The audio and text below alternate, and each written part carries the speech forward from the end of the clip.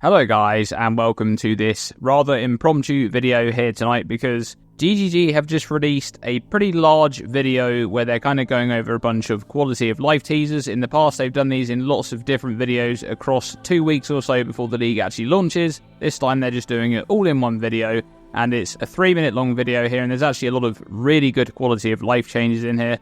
For example, one thing that I think is great is this change here where they're making it so divination cards can now be just control-clicked, and it immediately turns into the reward that you get from a full stack. Then you can control-click another one right after, and then it will just, swap the reward straight into your inventory and change the new stack straight into the window there to obtain the next reward. So a lot less clicks there.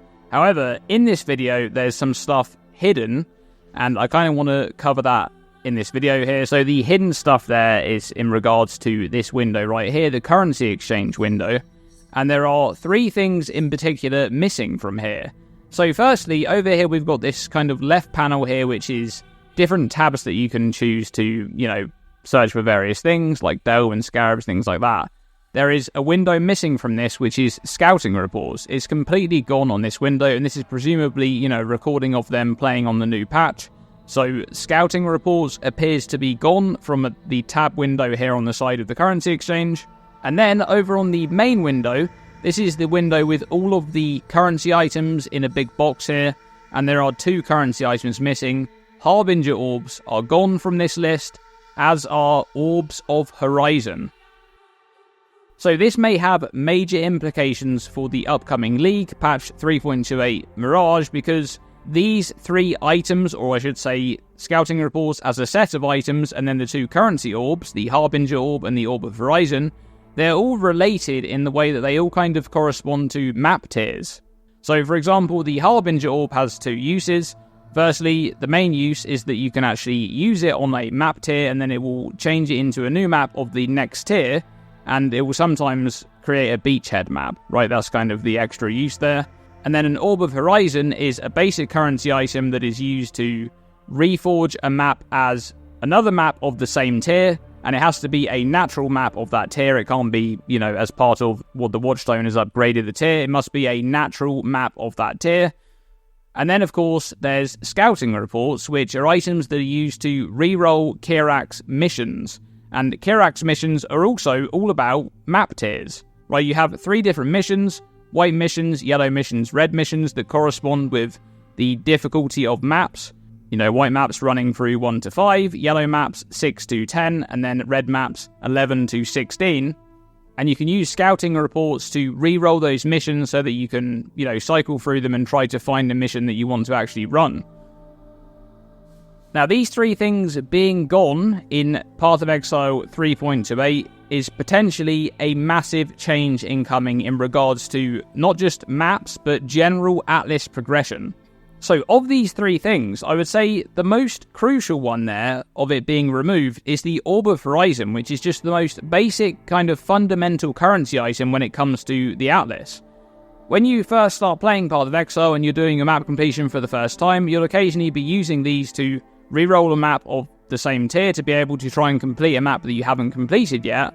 And usually what you're doing is, any new maps that you get, you might be finding them from, just normal drops, but you may also be purchasing them from Kirac, and you'll also be using Orbs of Horizon. And then later on in map progression, once you maybe completed your Atlas, or perhaps you're much further along, and you'll be farming those, Elder maps and Shaper maps and Cirrus Conqueror maps, you'll then be using Orbs of Horizon to re-roll those maps instead. In fact, it was only back in 3.26 that they actually added the Orb of Horizon functionality to allow that currency item to work on Elder Guardian and Cirrus Conqueror maps, because before that, it wouldn't really work on those maps. It did already work on Shaper Guardian maps, but in 3.26 they made it so that you could actually use that currency item, and you can essentially re-roll the Guardian or the Conqueror of those maps so that you can get the fragment that you need to be able to run the boss.